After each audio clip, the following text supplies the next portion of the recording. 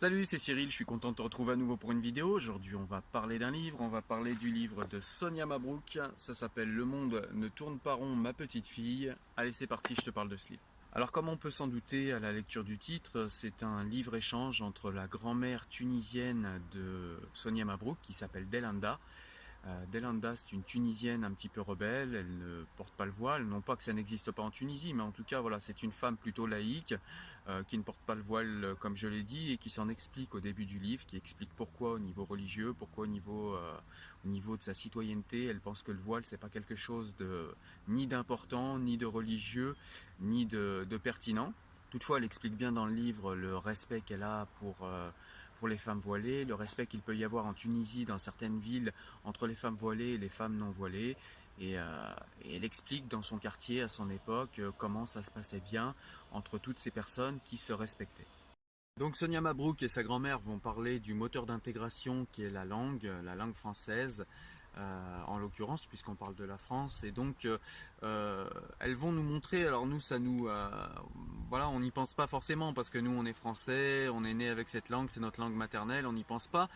Mais Sonia Mabrouk et sa grand-mère, qui elles sont de Tunisie, voilà, nous rappellent à quel point, quand on est un immigré, la langue est un moteur d'intégration massif.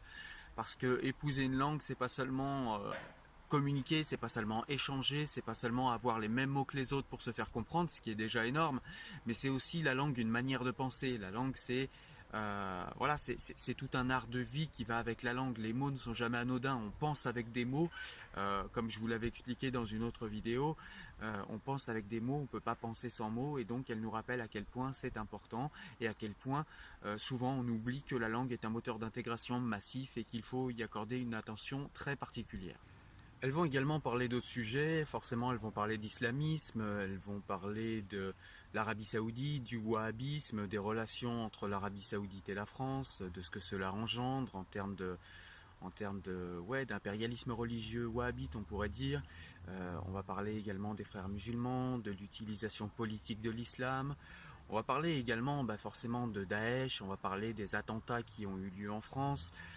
Delanda a d'ailleurs une position voilà, que j'ai trouvé assez remarquable et une position à laquelle j'adhère. C'est que voilà, après les attentats de Charlie Hebdo, après les attentats de 2015 au Bataclan et après les attentats de Nice, Delanda se disait qu'on était en droit de voir tous les musulmans de France descendre dehors, voilà, d'une seule voix, et condamner fermement ces attentats, condamner fermement ces islamistes, condamner fermement Daesh, condamner ces agissements. Et en fait, eh bien, elle raconte ça en disant que c'était un rêve qu'elle avait fait et en expliquant sa déception que ce rêve ne se soit jamais matérialisé dans la réalité. La grand-mère de Sonia Mabrouk parle également à juste titre des médias français qui parfois voient tout en noir et sont assez partials. Est-ce que c'est quelque chose de voulu? Est-ce que c'est une appétence pour la négativité? Je ne sais pas. Delanda ne nous donne pas de piste forcément, elle ne conclut pas. En tout cas, ce qui est sûr, c'est qu'elle raconte une histoire dans un village tunisien, voilà, de femmes voilées, non voilées, qui ont entamé un combat contre les islamistes et qui l'ont gagné en plus ce combat. Et il n'y a eu aucun retentissement dans les médias français.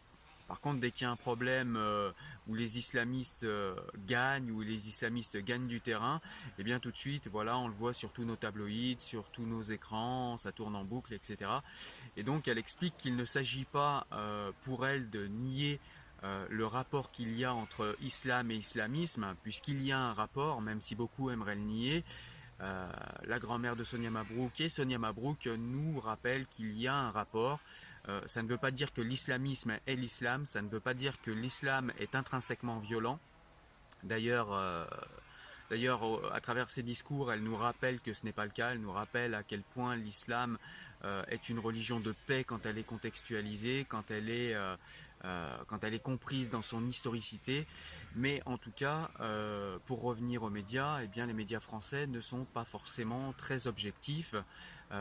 Voilà, et c'est vrai qu'on aimerait parfois aussi que les médias français nous expliquent et nous montrent quand les islamistes perdent et quand des musulmans se battent contre eux, parce que si effectivement il n'y a pas eu cette grande marée noire à laquelle s'attendait la grand-mère de Sonia Mabrouk, de musulmans qui tous s'uniraient contre l'islamisme et contre Daesh. On ne peut pas dire non plus que les musulmans soient complètement inactifs face à la montée de l'islamisme, face au terrorisme et face aux djihadistes. Ce n'est pas juste de le dire parce que ce n'est pas vrai.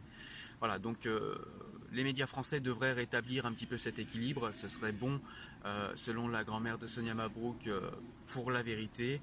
Ce serait bon pour l'équilibre de la pensée. Donc elle nous rappelle ça et voilà, je pense qu'elle a raison de le faire. J'ai trouvé ce passage très très intéressant quant à moi. Donc j'en ai déjà parlé un petit peu avant, mais Sonia Mabrouk et sa grand-mère nous rappellent les liens qu'il y a entre islam et islamisme, entre islam et djihadisme et entre islam et terrorisme. Certains voudraient nier ces liens. Alors il ne s'agit pas de dire dans le livre que les musulmans sont intrinsèquement des terroristes et sont tous potentiellement des terroristes. Il s'agit bien de rappeler que la majorité des musulmans vivent en paix et aspirent à la paix comme tous les citoyens français. Mais il ne faut quand même pas nier qu'il y a un rapport entre l'islam et le terrorisme. Les terroristes se réclament de l'islam et pas d'une autre doctrine. C'est pas sans raison. Et donc du coup, il faut analyser ces raisons dans une introspection que les musulmans ont à faire sur leur religion, sur eux-mêmes.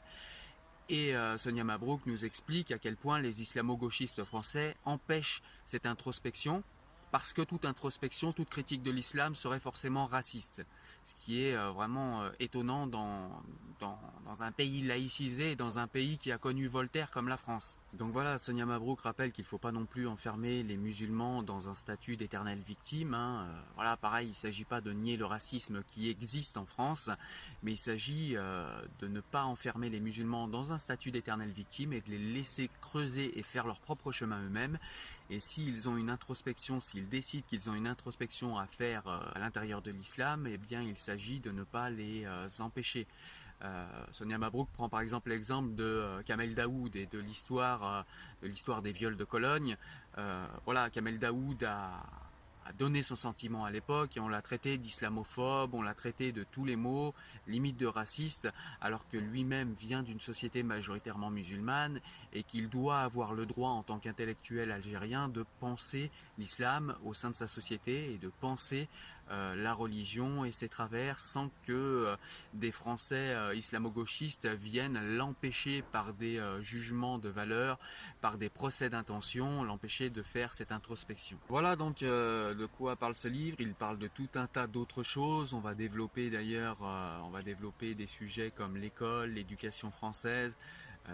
Voilà ce qu'est l'école en France, le moteur d'intégration que ça peut être, quel est son niveau, etc. Enfin, il y a tout un tas d'autres sujets qui sont développés dans le livre et je ne vais pas en parler ici, j'en ai déjà développé quelques-uns.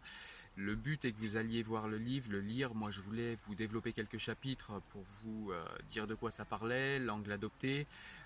Voilà, au niveau de la forme, moi j'ai trouvé ça super intéressant parce que voilà, un échange entre deux personnes c'est toujours plus intéressant qu'une longue pensée déroulée dans le détail. Là c'est vraiment beaucoup plus interactif entre Sonia Mabrouk et sa grand-mère.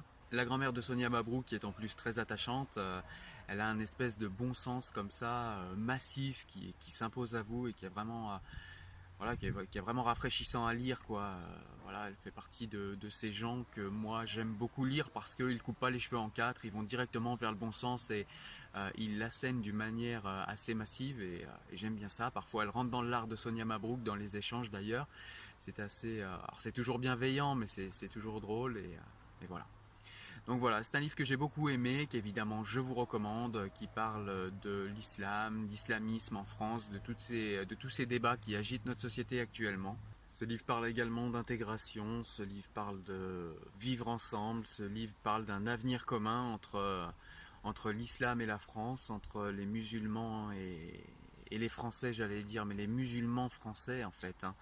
Le but de ce genre de livre est de critiquer l'islam, non pour l'anéantir, mais tout simplement pour que l'islam puisse se déployer et s'épanouir au sein de la République française, comme l'ont fait d'autres religions, et c'est tout ce qu'on souhaite. En tout cas, ce livre va poser une petite pierre à l'édifice qui va faire, j'espère, demain que l'islam sera vécu de manière apaisée par les citoyens musulmans et sera perçu de manière apaisée par tous les citoyens français. Voilà, j'espère que tu as aimé la présentation de ce livre. En tout cas, moi, je te donne rendez-vous sur le site Enfants du siècle si tu veux aller voir des extraits de ce livre, justement. Tu verras également d'autres recommandations de livres et d'autres extraits d'autres livres qui pourront t'intéresser. N'oublie pas également qu'il y a un podcast, hein, si tu préfères nous suivre à l'audio, eh bien, il y a un podcast Enfants du siècle qui est disponible et sur iTunes et sur le Google Play et sur tous les bons lecteurs de podcasts. Tu peux également télécharger l'application Enfants du siècle pour pouvoir suivre les derniers articles et les dernières vidéos directement depuis ton smartphone, depuis une application qui va te notifier. Voilà, en tout cas, différents canaux pour ne plus rien manquer des recommandations livresques de la chaîne. Moi je te dis à très bientôt, porte-toi bien, ciao ciao, salut.